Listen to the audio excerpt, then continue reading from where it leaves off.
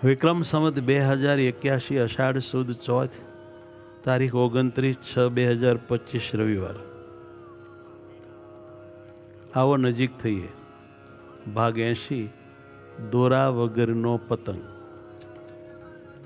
વાલા ભક્તો, શ્રી સ્વામિનારાયણ મંદિર કુંડળધામ દ્વારા ચાલતી રવિ સભામાં કુંડળધામમાં ભજન હોલમાં સ્ટેજ ઉપર સિંહાસનમાં બિરાજમાન વાલા મહારાજ, નાના મહારાજ, હરિકૃષ્ણ મહારાજ અને આવા મહારાજને મળવા માટે, પામવા માટે થનગનાટ કરી રહેલા આપ સર્વ વાલા ભક્તો સંતોને જય સ્વામિનારાયણ. આવો ને વાલા નજીક થઈએ, આત્મીયતા કરીએ, આપણા અવગુણ સમજીએ, ટાળીએ, બીજાના ગુણો લઈએ અને ગુણબુદ્ધિવાળા થઈએ, કૃતજ્ઞ થઈએ અને ખરેખર શાંતિ પામીએ, સુખ પામીએ, આનંદથી જીવન જીવીએ.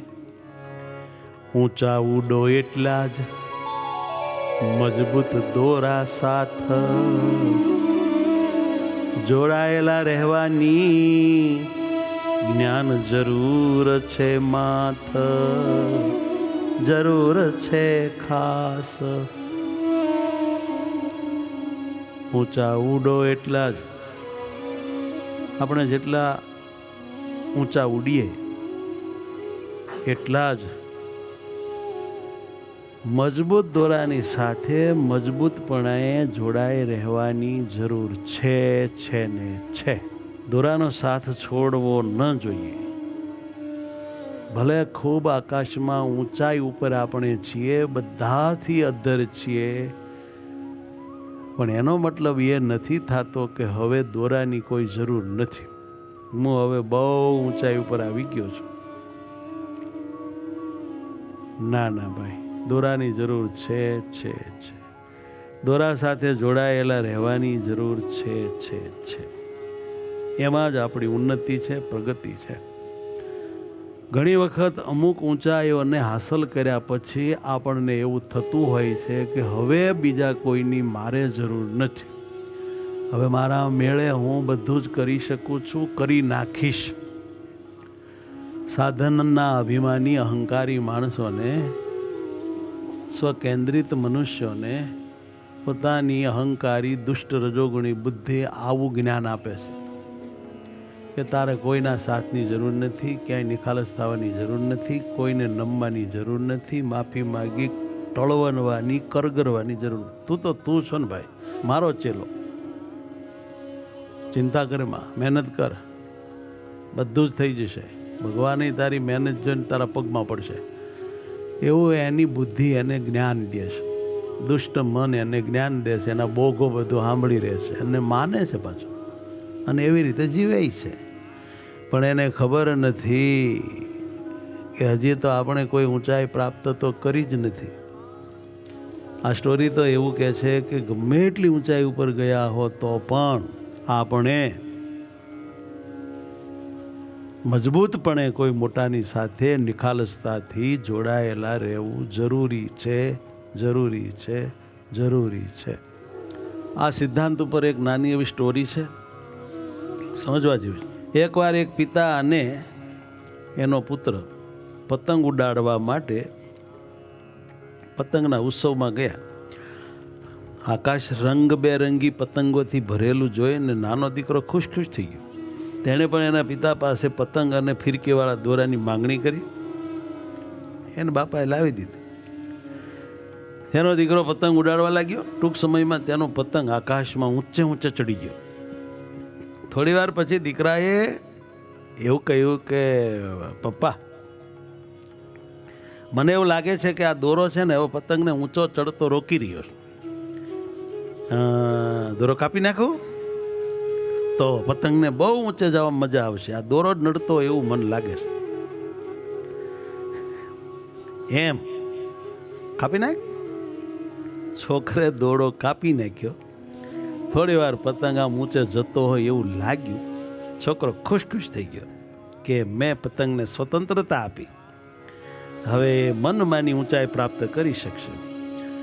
પરંતુ એ થોડીક વાર એવું લાગ્યું, પણ પછી ધીમે ધીમે પતંગ નીચે આવવા લાગ્યો. એ પણ એને દેખાણું અને ટૂંક સમયમાં તે કોઈ ઝાડની ડાળીમાં ભરાઈને ફાટી ગયો એ પણ છોકરાએ જોયું. આ જોઈને નાનો દીકરો આશ્ચર્યચકિત થઈ ગયો.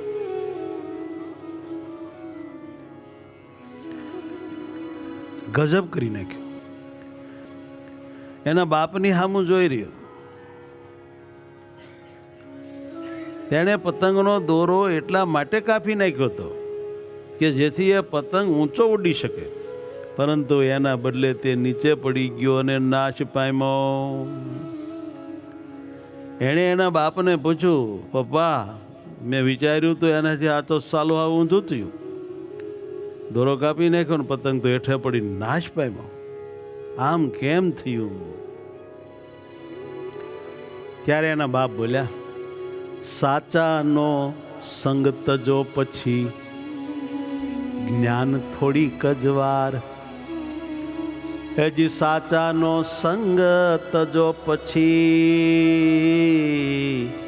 જ્ઞાન થોડીક જ વાર. સુખી થતા જણાવો પણ, ઊંચાઈ સિદ્ધ કરતા જણાવો પણ, પછી દુઃખ આવે અપાર, પછી દુઃખ આવે અપાર. સાચાનો સંગ તજો પછી જ્ઞાન થોડીક જ વાર. સાચાનો સંગ તજો પછી જ્ઞાન થોડીક જ વાર.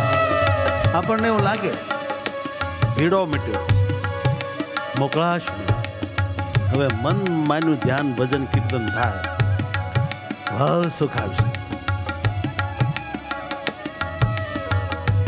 થોડીક વાર લાગે ખરું. જીવને મનમાની ભક્તિ થાય ને એમાં સુખ બહુ આવે. આજ્ઞા પાળવાની થાય ને એવી ભક્તિ કરવાની થાય એટલે બહુ મજા ન આવે. આ જીવની એક બિચારાની આદત છે. મનમાન્યું કર્યાનું એને જે સુખ આવતું હોય એને એ ભગવાનના ભજનનું સુખ બિચારો માની લે છે. સાચાનો સંગ તજો પછી જ્ઞાન થોડીક જ વાર. સાચાનો સંગ તજો પછી જ્ઞાન થોડીક જ વાર. સુખી થતા જણાવો પણ, સુખી થતા જણાવો પણ, એજી સુખી થતા જણાવો પણ, એથી સુખી થતા જણાવો પણ, પછી દુઃખ આવે અપાર સંતો, પછી દુઃખ આવે અપાર. પછી દુઃખ આવે અપાર સંતો, પછી દુઃખ આવે અપાર. હો પછી દુઃખ આવે અપાર સંતો, દુઃખ આવે અપાર. પછી દુઃખ આવે અપાર સંતો, દુઃખ આવે અપાર. એવું બાપુજી ગા બેટા, આ વાત સિદ્ધાંતની છે. દીકરા, આપણે જીવનની ઊંચાઈ પર રહીએ છીએ એનું કારણ એ છે કે આપણે કોઈક સાચા મોટાની સાથે બંધાયેલા છીએ, એની સાથે નિખાલસપણે આત્મીયતાથી જોડાયેલા છીએ, એટલે ઊંચાઈ પ્રાપ્ત કરતા હોઈએ છીએ. અને તે આપણને વધુ ઊંચા જવાથી રોકી રહ્યા છે એવું આપણને લાગતું હોય છે ક્યારેક, ક્યાં જ મારી પ્રગતિને રૂંધે છે. પણ બેટા, એ હકીકત નથી. જેમ નદીને એવું લાગે છે કે આ બે કાંઠાઓ જ મને કાયમથી નડે છે, આવડા ક્યાંક જાય તો મને મોકળાશ મળે. એક વાત તો ખીજાણી, ભાગી જાઓ બે, અમથા ખડકાઈને પડ્યા છો. કાંઠા કે તો આ હાલ્યા અલવિદા, કાંઠા વયા ગયા. પોળું રણ આવી ગયું, પોળો પટ. નદી માંડી પોળી પડવા, અને જેવી પોળી પડી એવી પાતળી પડી, જેવી પાતળી પડી એવી નબળી પડી, અને જેવી નબળી પડી એવી જ એને ધરતીએ સૂંચી લીધી, અને ત્યાં જ નદીનું અસ્તિત્વ સમાપ્ત થઈ ગયું. મરતી મરતી બોલી, કાંઠાઓ પાછા આવો, કાંઠાઓ પાછા આવો. તમારે લઈને હું જીવતી હતી, હાલતી હતી, ખળખળાલ કિલબિલાટ કરતી હતી. લોકો મારામાં સ્નાન કરતા ને સુખી થતા, પાણી પીતા, જીવન જીવતા.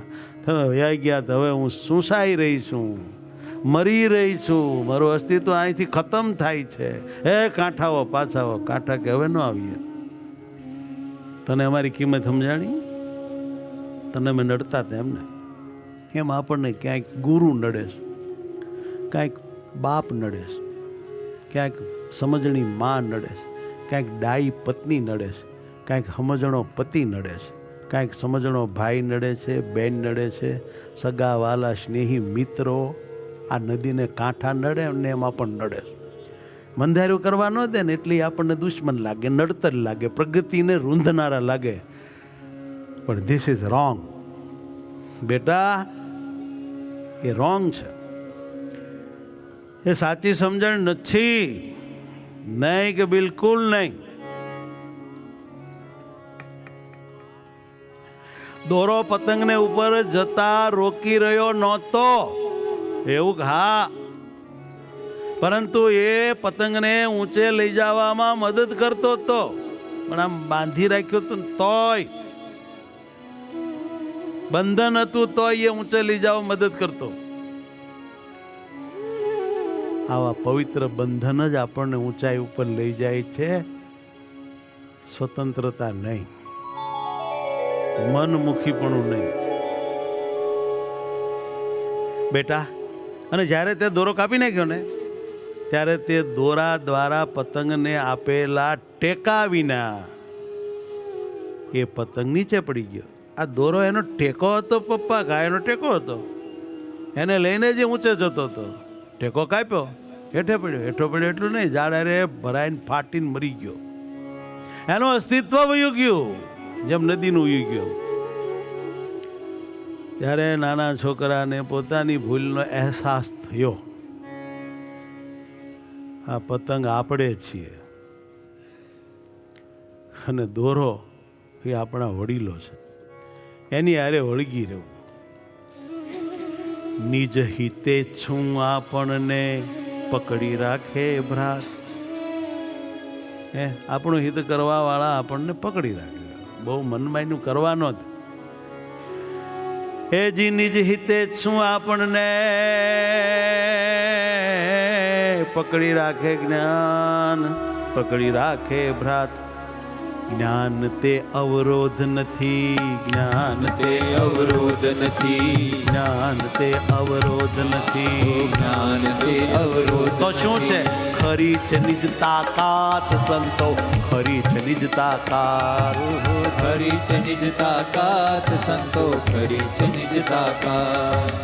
નિજ હિતે છું આપણને, એટલે કે આપણું હિત કરનારા, આપણને પકડી રાખે ભ્રાત, પકડી રાખે ભ્રાત. જ્ઞાન તે અવરોધ નથી, જ્ઞાન તે અવરોધ નથી, પણ ખરી છે નિજ તાકાત ભક્તો, ખરી છે નિજ તાકાત. ખરી છે નિજ તાકાત સંતો, ખરી છે નિજ તાકાત. મોટાઓનું નિયંત્રણ બંધન નથી જ જ્ઞાન, મોટાઓનું નિયંત્રણ બંધન નથી, એ બંધન નથી. મોટાઓનું નિયંત્રણ બંધન નથી જ જ્ઞાન, મોટાઓનું નિયંત્રણ બંધન નથી જ જ્ઞાન. તો એ છે શું? સાચું રક્ષણ એ જ છે, સાચું રક્ષણ એ જ છે, એ જી સાચું રક્ષણ એ જ છે, સાચું રક્ષણ એ જ છે. એ છે શક્તિ મહાન આપણી, એ જ છે શક્તિ મહાન. એ છે શક્તિ મહાન આપણી, એ જ છે શક્તિ મહાન. પણ ઘણી વખત આપણને રોકે ટોકે ને ના ગમે ને, મંધાર્યો ના થવા દે, રાગ પૂરા ના થવા દે, એટલે તકલીફ થાય. પણ આપણને ખબર નથી કે આ મનમાની કરવામાં મોત આવશે, બહુ દુઃખ આવશે. માટે અનુભવી વડીલો કહે છે એ જ સાચું જીવન છે, એ જ સાચું સુખ છે, એમાં જ સાચી તરક્કી છે, કલ્યાણ છે, આલોક પરલોકમાં બધે જ. આ વાત સમજવા માટે આ સ્ટોરી બહુ સરસ. આનો સાર એવો છે કે ક્યારેક આપણને લાગે છે કે જો આપણે આપણા પરિવાર, આપણા ઘર સાથે બંધાયેલા ન હોઈએ તો આપણે ઝડપથી પ્રગતિ કરી શકીએ. અરે વાહ! અને આપણા જીવનમાં નવી ઊંચાઈઓ સુધી આપણે પહોંચી શકીએ. આ ઘર પરિવાર નડે છે, પરંતુ આપણે એ સમજવામાં નિષ્ફળ જઈએ છીએ કે આપણો પરિવાર, આપણા પ્રિયજનોનો ટેકો જ આપણને મુશ્કેલીના સમયમાંથી બચવામાં મદદ કરે છે અને આપણા જીવનમાં ઊંચી ઊંચાઈઓ સુધી પહોંચવા માટે પ્રોત્સાહિત કરે છે. તેઓ આપણને પકડી રહ્યા નથી, પરંતુ આપણને ટેકો આપી રહ્યા છીએ તેમને ક્યારેય છોડશો નહીં. તે આપણી પ્રગતિ રૂંધતા નથી, બલકે આપણી પ્રગતિમાં એ ખૂબ મદદ કરે છે. આમ સમજવું એ સમજણ સાચી છે. એ જિજ્ઞાન સ્વજન આપણને પકડી રહ્યા નથી જ. એ જિજ્ઞાન સ્વજન આપણને પકડી રહ્યા નથી જ, ટેકો આપી રહ્યા છે, ટેકો આપી રહ્યા છે. તેને ન તજો કદી જ તમે, એને ન તજો કદી. જય સ્વામી.